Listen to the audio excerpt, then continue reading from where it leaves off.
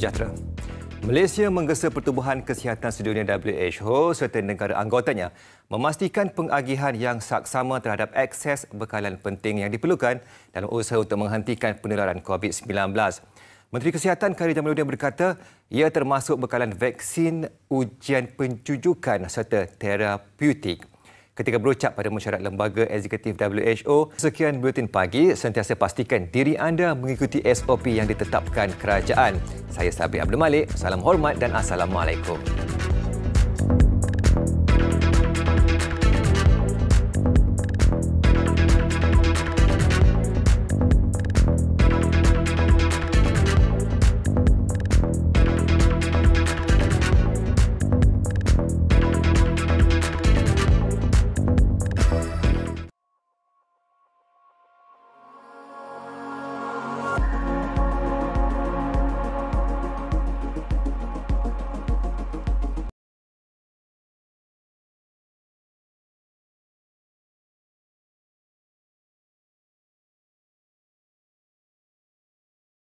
Tujuh individu ditahan polis.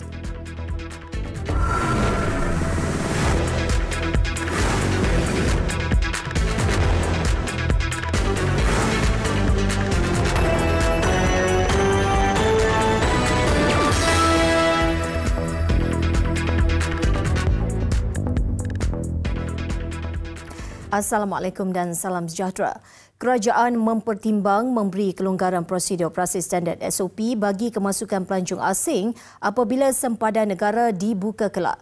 Perdana Menteri Datuk Seri Ismail Sabri Yaakob berkata, ia bagaimanapun bergantung kepada penilaian risiko dan pandangan Kementerian Kesihatan KKM selain turut mengambil kira kadar lengkap vaksinasi negara. Menutup tirai, saksikan Festival Calcottada dengan pelbagai aktiviti menarik termasuk penjualan dan pertandingan makan daun bawang di Bandar Valls, Sepanyol. Saya Suzila Ida Yaakob. Assalamualaikum dan salam hormat.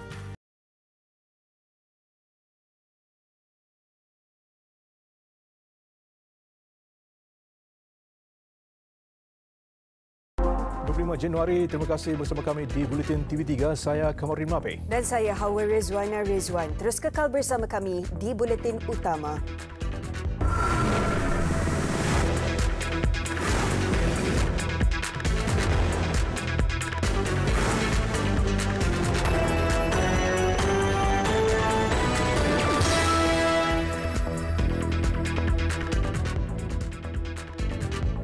Kerajaan bertimbang longgar SOP jika proses vaksinasi selesai.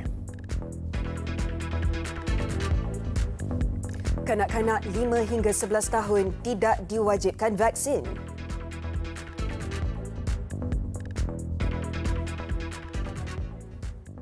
Assalamualaikum dan salam sejahtera.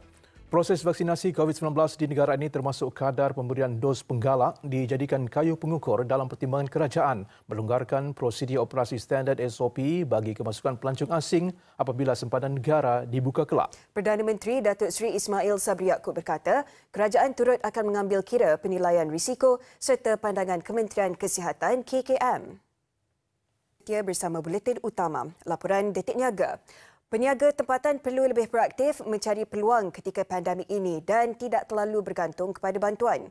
Pengerusi Majlis Pemulihan Negara MPN Tan Sri Muhyiddin Yassin berkata, itu antara kisah kejayaan peniaga tempatan yang masih mampu bertahan meskipun berdepan pelbagai halangan ketika pandemik ini.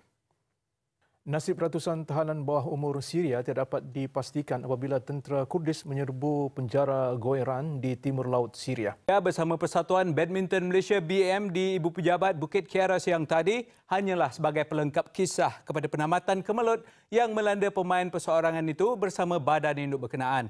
Keputusan sebenar sudah dibuat sebelum itu lagi, di mana Zija dan keluarganya telah bertemu dengan Presiden Tan Sri Muhammad Nozar Zakaria secara peribadi. Hasilnya, pemain berusia 23 tahun dari Alustar itu akhirnya mendapat restu untuk bergelar pemain profesional dengan penyertaan di kejohanan berpasukan Badminton Asia Februari depan sebagai pertandingan terakhir Zija sebagai pemain BAM.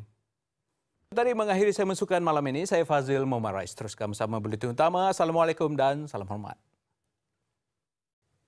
Sekian buletin utama. Kehadiran musim sejuk dan salji ada kalanya diraih, namun lain situasinya di utara Syria. Lebih tepat lagi di kem-kem pelarian. Kemah yang nipis, kekurangan bahan bakar dan pakaian tebal. Mereka perlukan bantuan kita. Visualnya menutup buletin utama. Salam hormat. Assalamualaikum dan selamat malam.